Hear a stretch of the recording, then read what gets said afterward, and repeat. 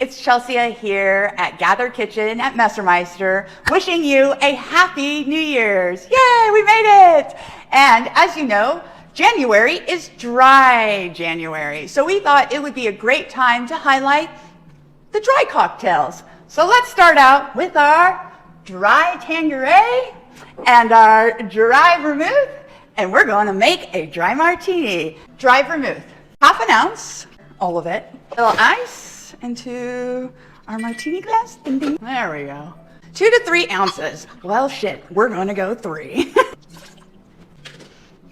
And shake until it's too cold to hold. And now the vermouth goes down the drain. I know, you thought I was going to take a shot. Our delicious olives that we have from Santa Barbara Olive Company. Look at martini on the bottom. Your January dry cocktail. Happy New Year's. And don't forget to accompany your dry martini with a fabulous assortment of point-rage cheese.